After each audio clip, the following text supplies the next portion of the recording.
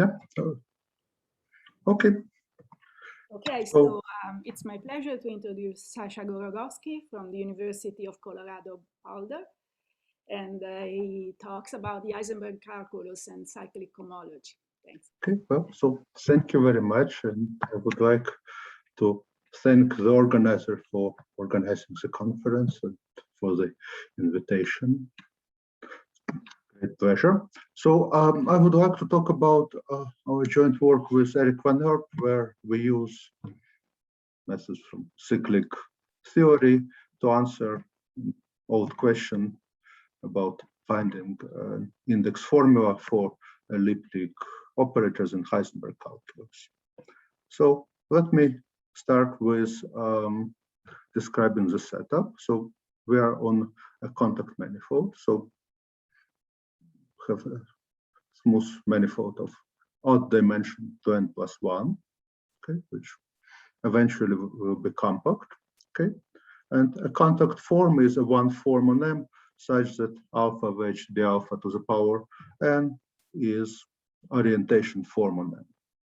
So in particular, a manifold with a contact form is always oriented, and so we will freely integrate over them and so on. This is the orientation which we use. Okay, and contact structure is an equivalence class of such forms alpha up to multiplication by a non-zero function, but we'll always assume that we work with manifold with a fixed contact form. Okay, so an example such manifold is given by R+1, where we denote coordinates by z, x1 through xn, y1 through yn, and the form written below is a contact form, 2n+1 dimensional Euclidean space. One can verify. So its required product is nowhere zero, and one has a contact version of Darboux theorem, namely locally every contact manifold looks like this. Okay. So now with a contact form, one can associate the following geometric structure. First of all, which will be important for our discussion. First of all, we have a subbundle H of hyperplanes, 2n-dimensional hyperplanes, which is kernel of the form alpha. Okay. Second, we have a fixed vector field called a Reeb vector field, such that evaluated on it, the contact form gives value 1, and contraction of the alpha with respect to the Reeb vector field is 0. Okay, so in the example of Euclidean space, which we considered, the Reeb vector field is d by dc. Okay, so the tangent space term decomposes the direct sum of one-dimensional subbundle spanned by the Reeb vector field and this hyperplane bundle H. Okay. Now, on the contact manifold, this was motivated by questions in Coppel's geometry, about which I may say a word or two later. One can consider so-called Heisenberg calculus of differential operators. And the name Heisenberg will become apparent in a moment. So Heisenberg differential operators are exactly the same as ordinary differential operators. And here, for simplicity, let me just concentrate on scale differential to differential operator acting on function scalar. Later, maybe have them act on say on vector valued functions, but case vector bundle can be traduced in a standard way. Okay, so what is different is filtration on this algebra of differential operators. Namely, if vector field is tangent to this subbundle H, it has order 1. If it's not tangent, it has order 2.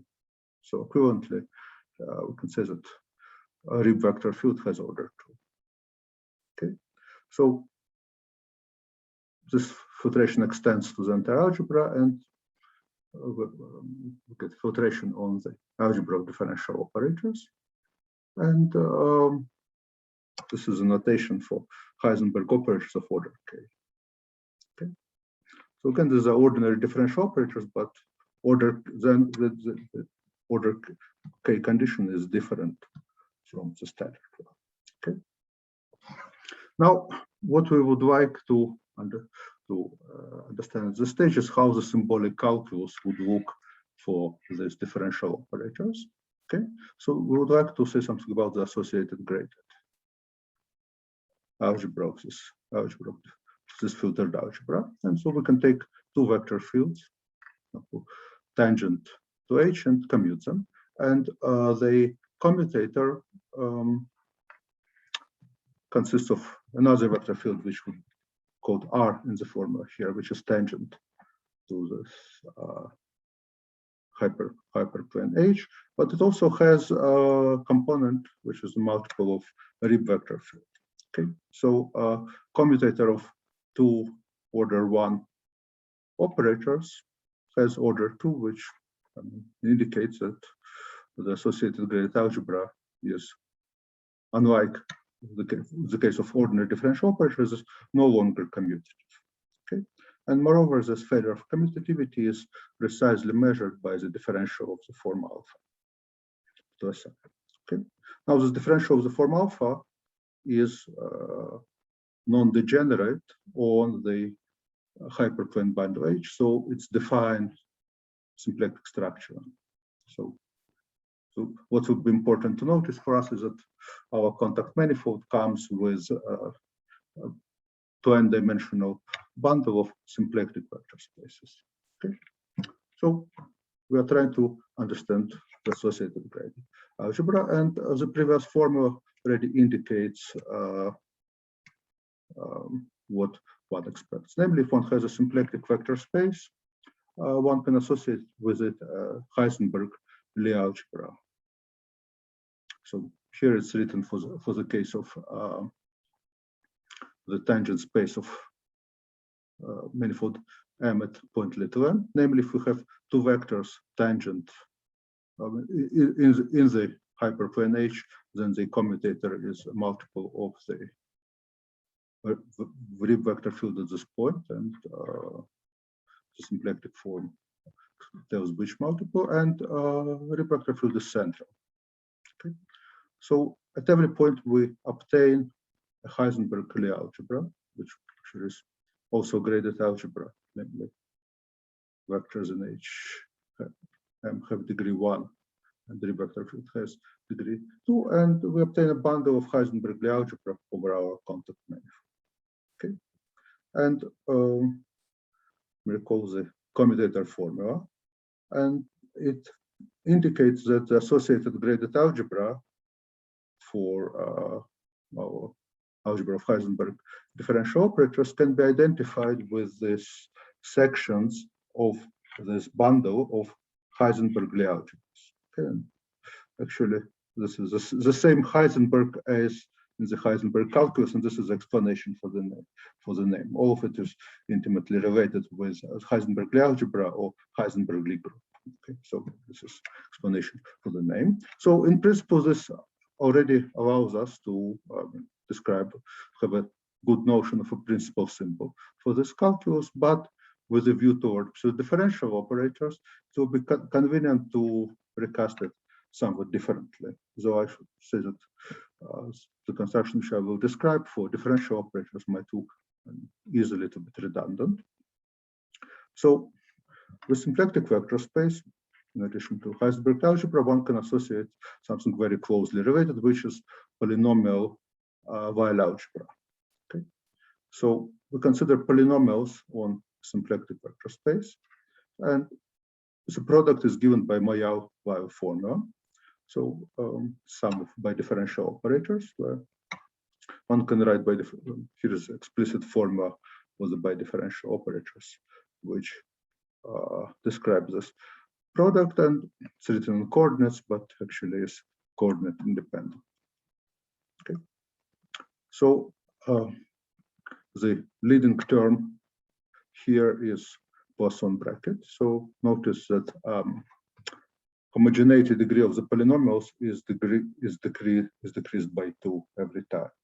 Okay, so Poisson bracket contains 2 derivatives, and next term will contain 4 derivatives, etc.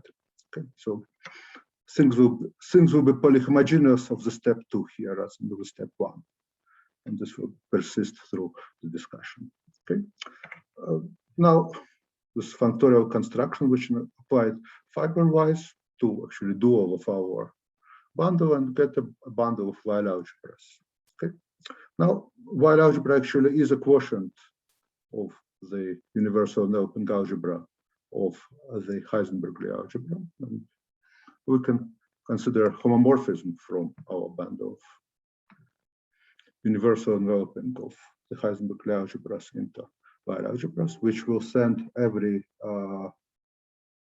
vector field tangent to H to itself, right? So viewed as a linear polynomial on the dual of H, right? So an element of the algebra, and Reeb vector field is sent to constant I. Okay. Now we also have a different homomorphism from the same universal enveloping algebra into the opposite algebra of the polynomial Weyl algebra, which is defined by sending T to negative I. Okay, opposite algebra here is the same vector space, but product of A and B in the opposite algebra is the same as product of B and A in the algebra itself. Okay, so we can combine them together and obtain a principal symbol map. So which will start with the Heisenberg operator and produce a section of the direct sum of the bundle of Weyl algebras and the bundle of opposite Weyl algebras. Okay. And this is a homomorphism from the algebra of operators into this bundle of algebras. The range, of course, is not everything, because components in the first Weyl algebra and the second Weyl algebra are closely related. Moreover, in this case, they determine each other.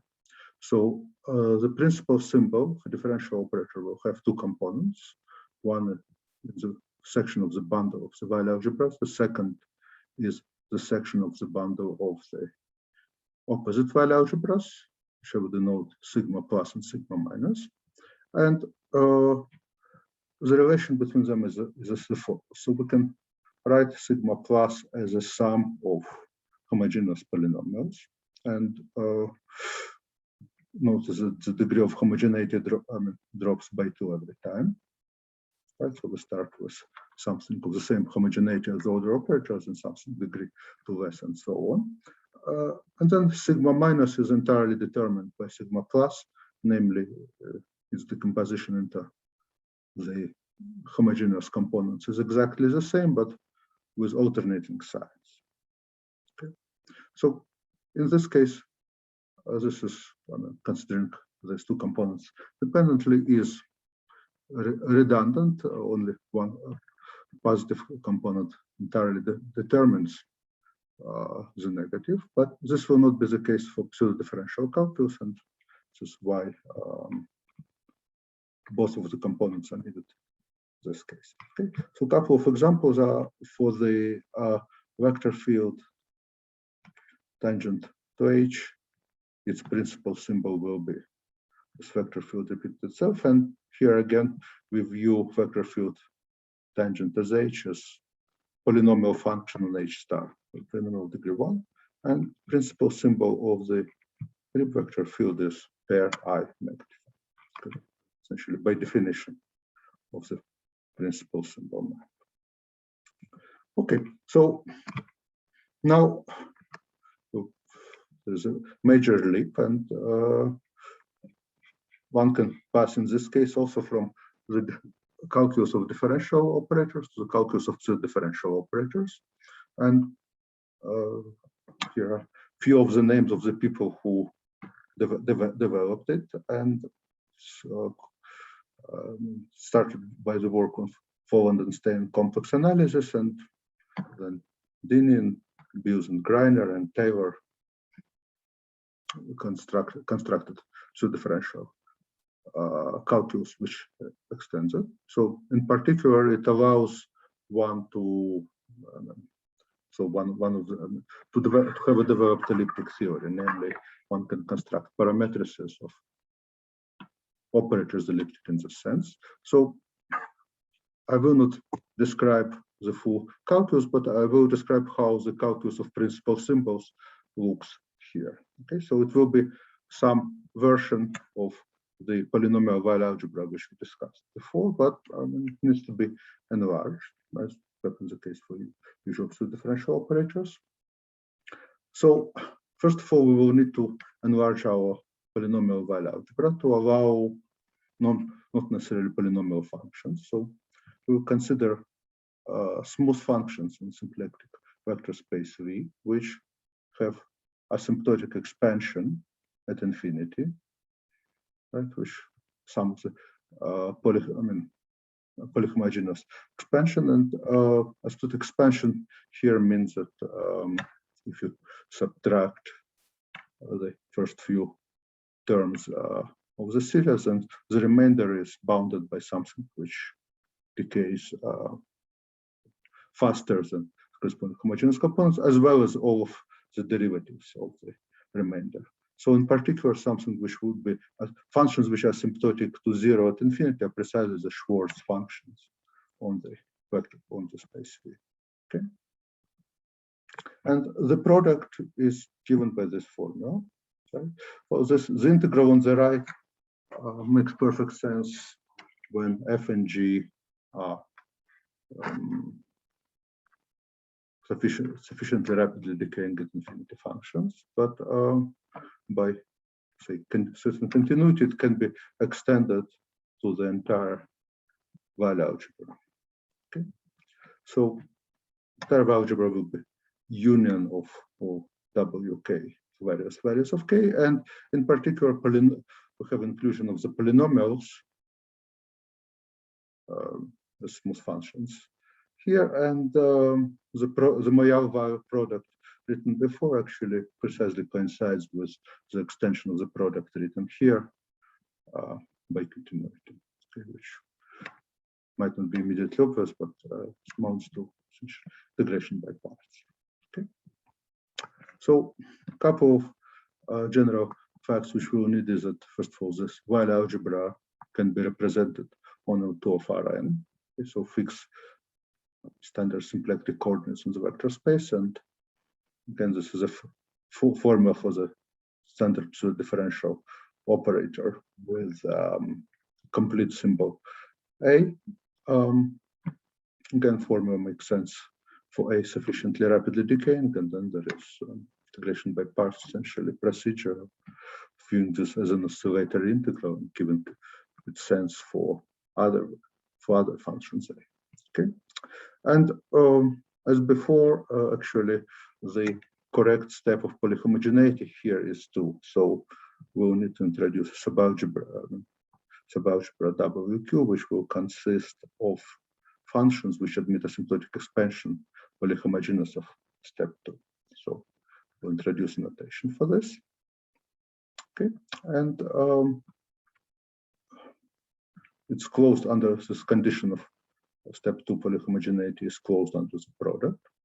And then W sub Q will be the union of these algebras, and we can apply this construction fiber-wise and obtain a bundle of algebras WH, where it seems like I used an isomorphism of symplectic space H with its dual. Actually, it needs to be dual of HM, and actually, again, these are functions polyhomogeneous at infinity with step 2, but having H and Q as both as subscripts seemed a bit excessive.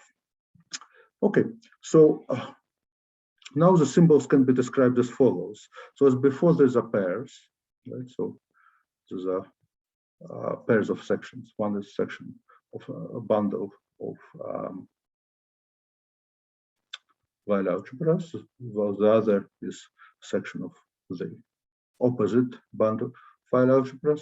Again, writing opposite here, so that, well, we don't talk about the product.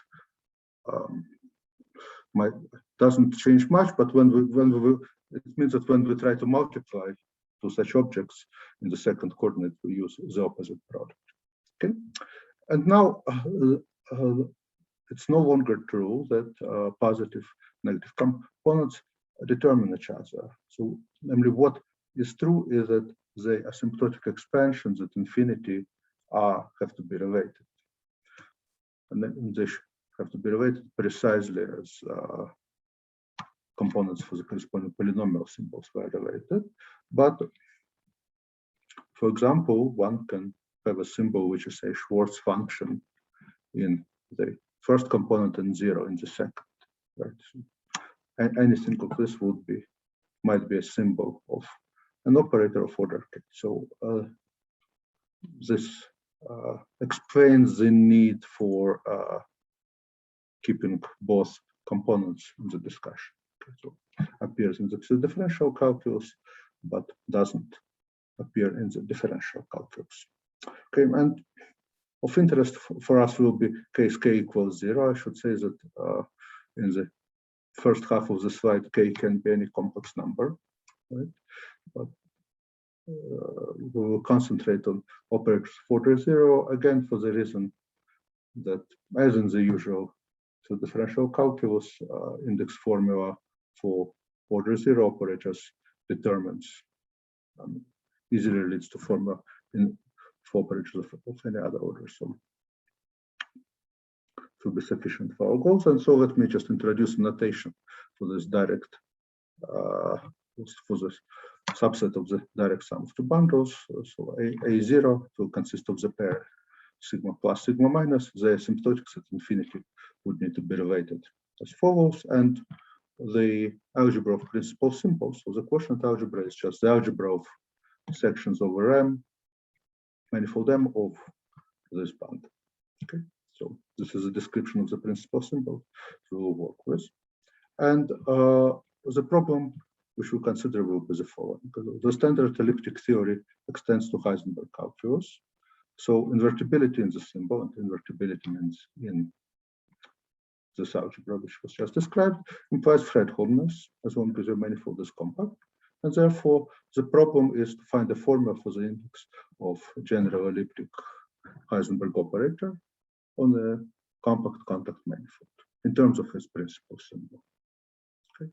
I will say a few more words about history very briefly a little bit later.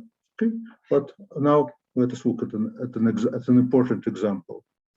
Okay, and since I mentioned history, I should say that my history in this example is completely backwards. So first of all, if we start with a symplectic vector space and fix compatible almost complex structure, it obtains an Hermitian structure, and we can consider a Gaussian function on a Schwartz function.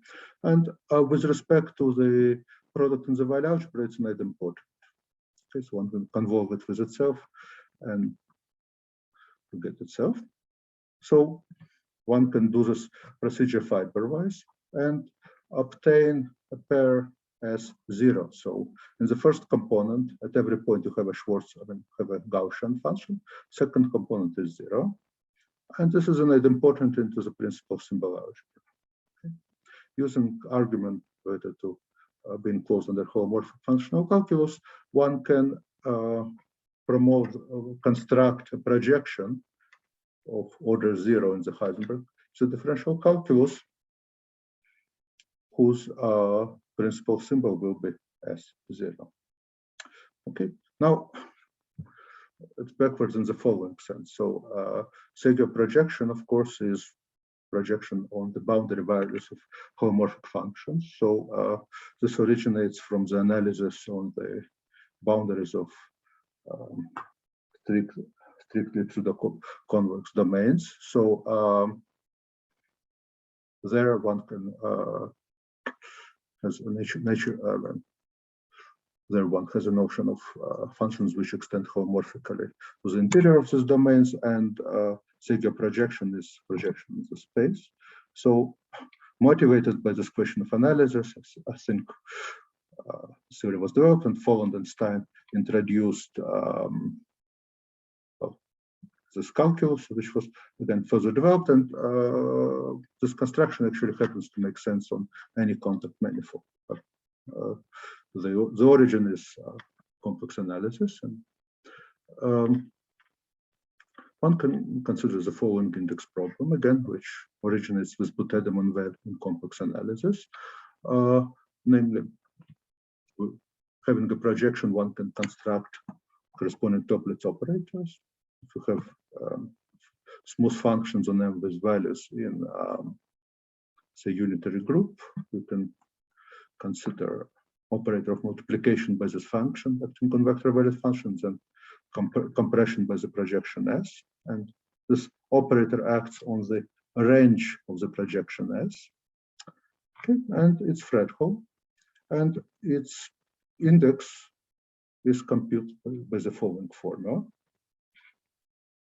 You need to, well, F determines element in K1, so Chern of F is the Chern character of this element, and multiplied by the third class of the corresponding vector bundle, and multiply and integrate, and have names Boutet de Monvel and Epstein and Melrose attached to it. Well, in the original complex analysis case, it's the famous Boutet de Monvel theorem. Epstein and Melrose observed that can be extended to the general contact case, which is the way I formulated. Okay. Well, at least I definitely observed it, and I believe that they were the first to observe.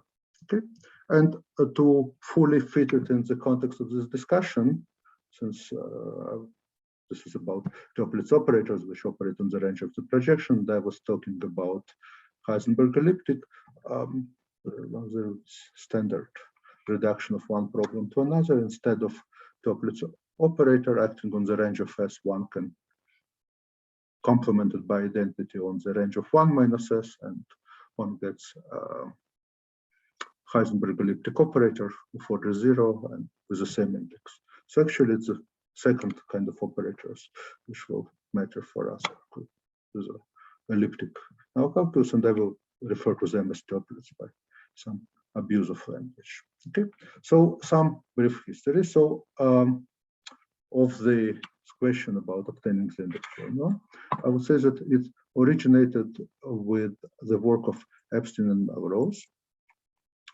They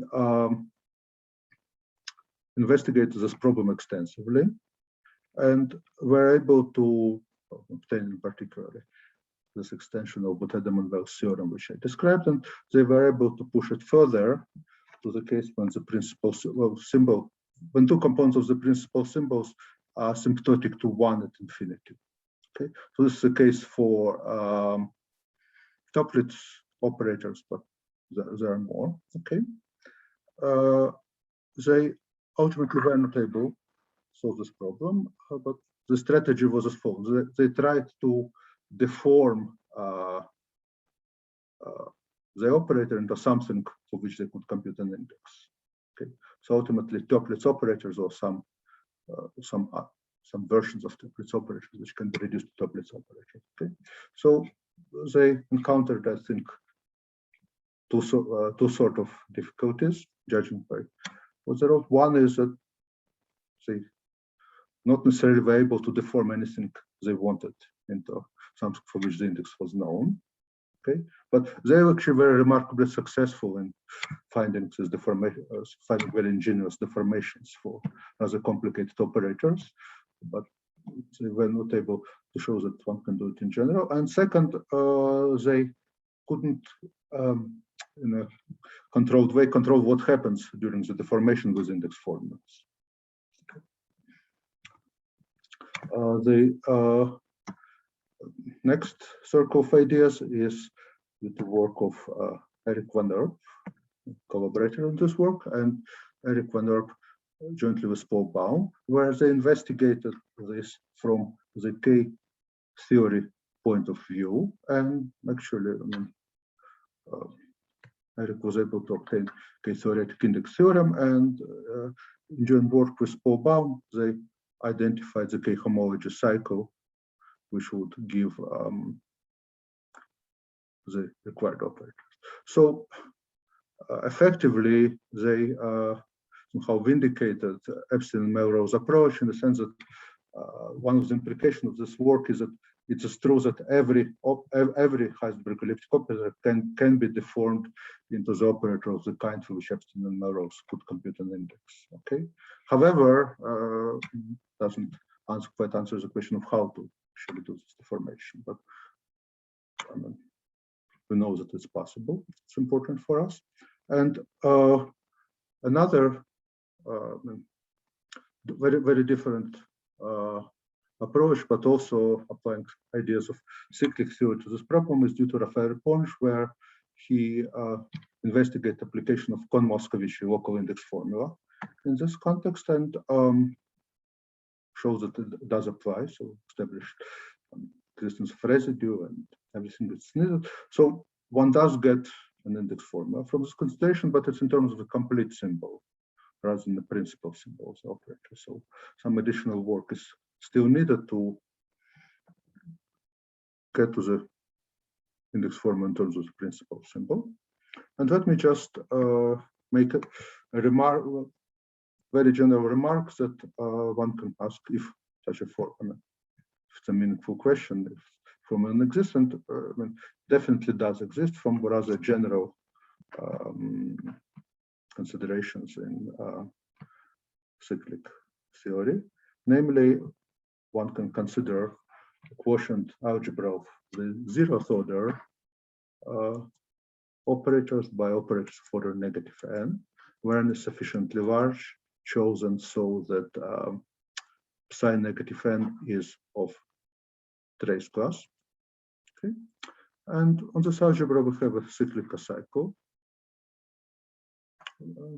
defined by this simple formula, which I think already appeared earlier today. I mean, with appropriate choice of trace head, it's radial cocycle, and the notation here as follows. So first of all, little a and little b are elements of the quotient algebra.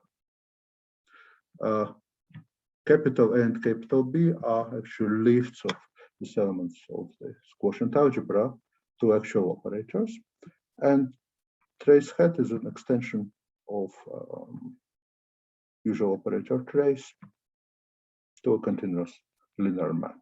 Okay, so actually any such extension would work, but with nature of one gets, for example, the what's called radial cocycle, and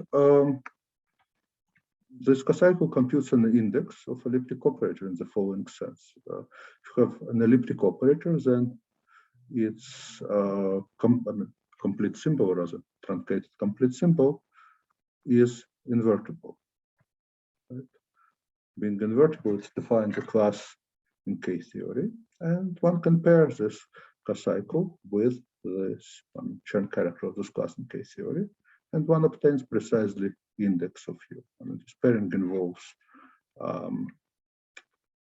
finding a parameter, but just by definition involves finding of a parametrics of our operator, and then we left with the essentially Calderon formula, which expresses index in terms of trace.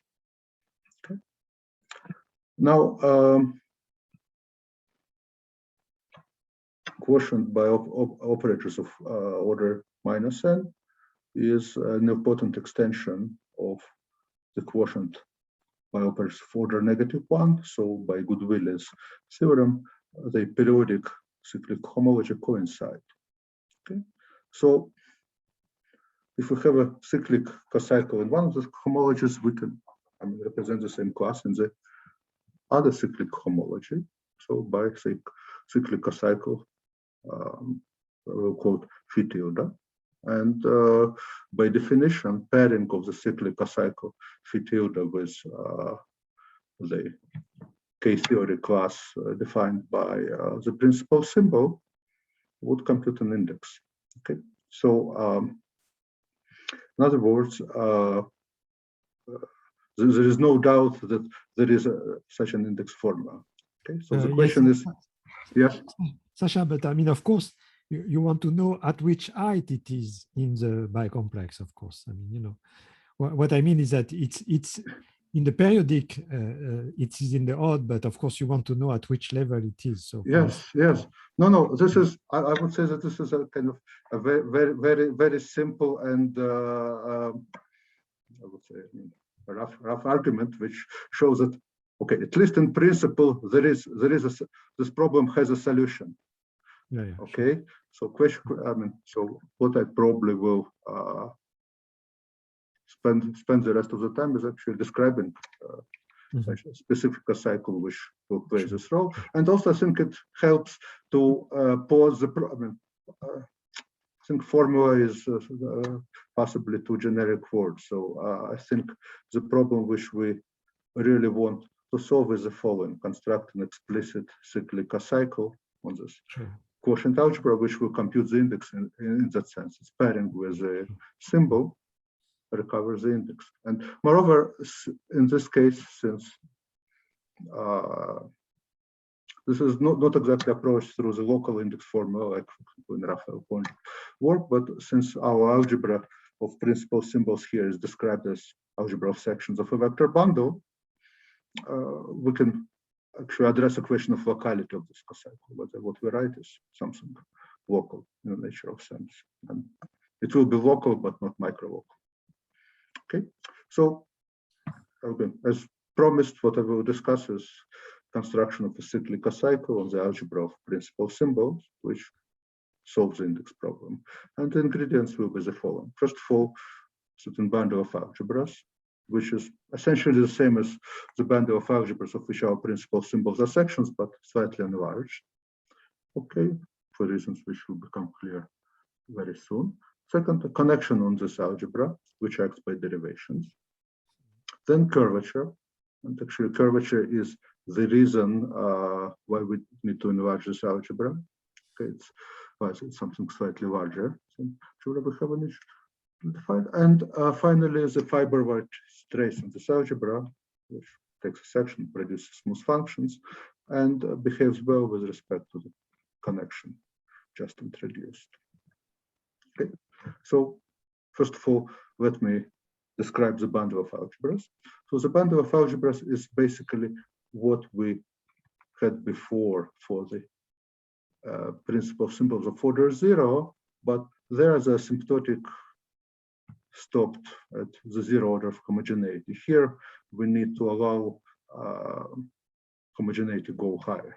For example, would allow polynomials, but the compatibility conditions at infinity actually are those of the symbols of order 0 rather than the symbols of order 2j.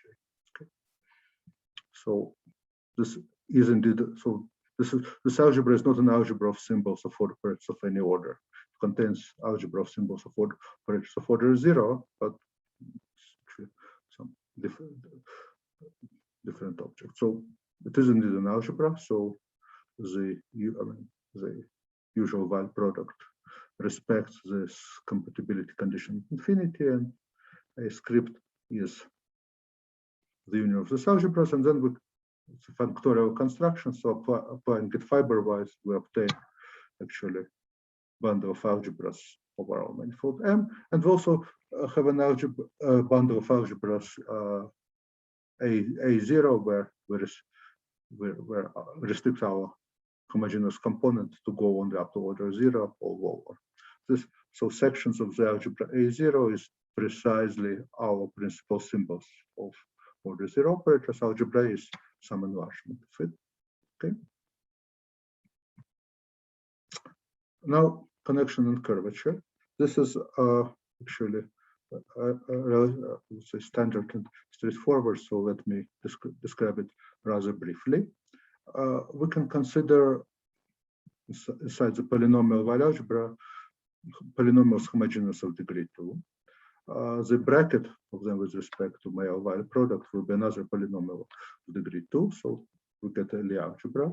Moreover, if you bracket a polynomial of degree 2 with any other polynomial, you get polynomial of the same degree of homogeneity. So in particular, if you compute a bracket with a linear polynomial, you get another linear polynomial. So you have a linear action on the dual of vector space V, which actually defines isomorphism of this Lie algebra of quadratic polynomials with the symplectic Lie algebra.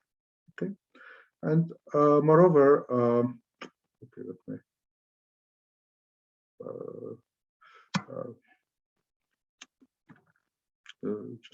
Moreover, so we have morphism from symplectic Lie algebra into our algebra of A, which consists of pairs. So take quadratic polynomials, and by compatibility rules, you have to put its negative in the second component.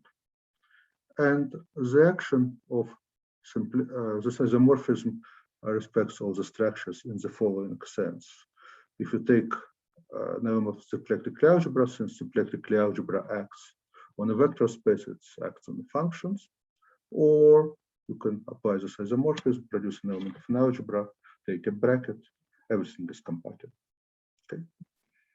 Now, our bundle of algebras H is associated bundle to the bundle of symplectic frames. So the standard constructions of associated bundles provide us with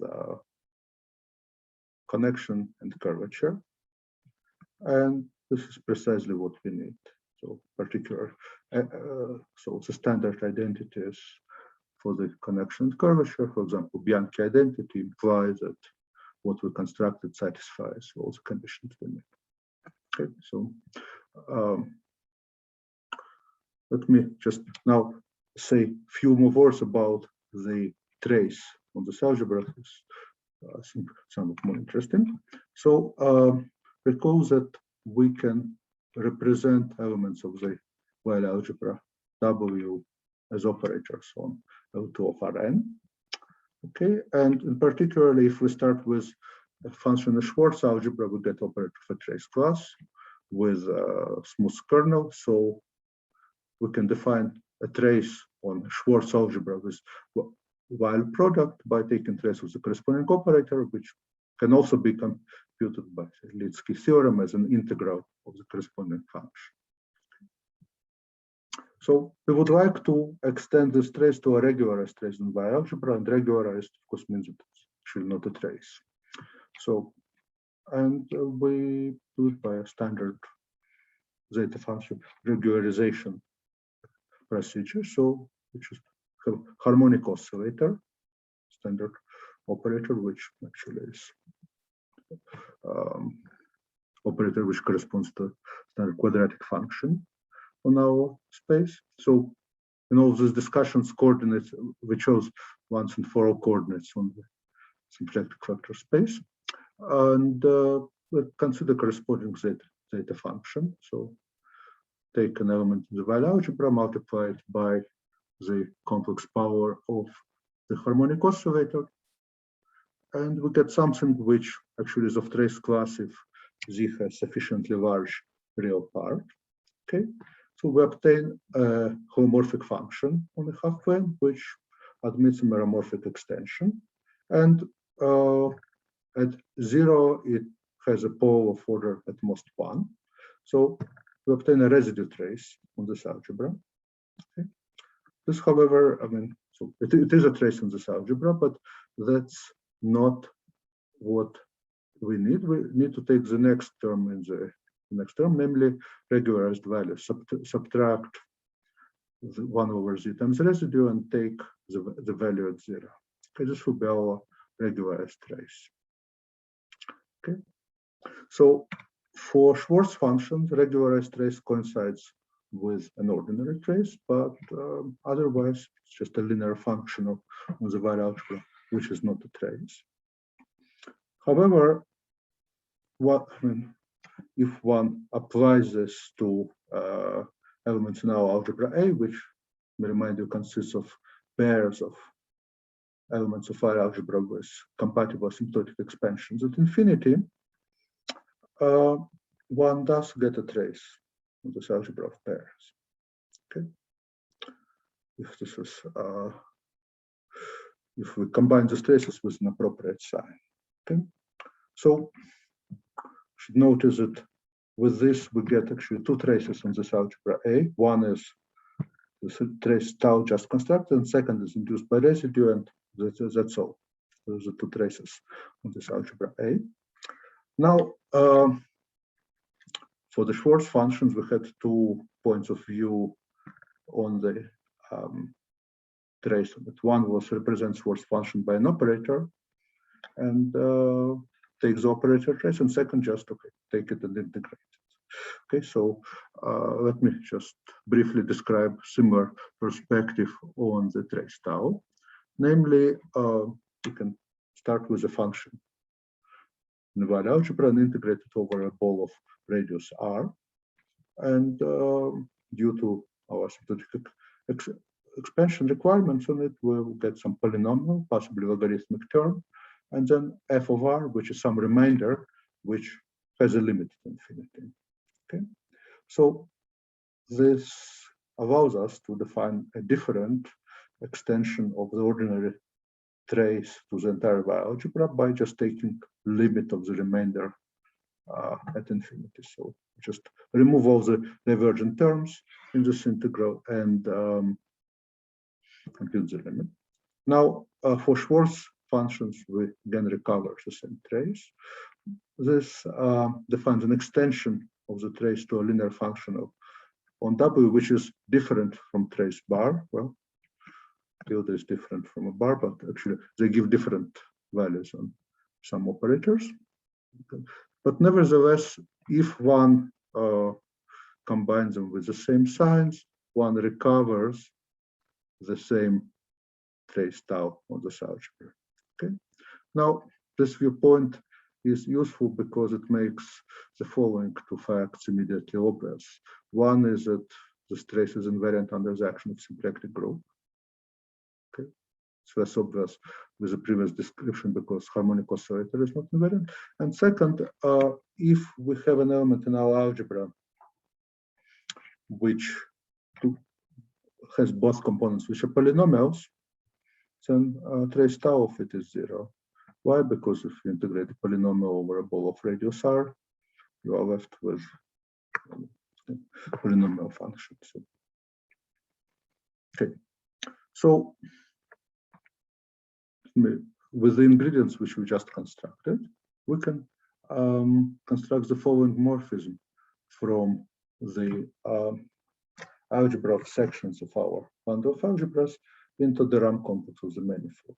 Okay, so apply connections to various elements of algebra A and sum them up multiplied by the corresponding powers of curvature.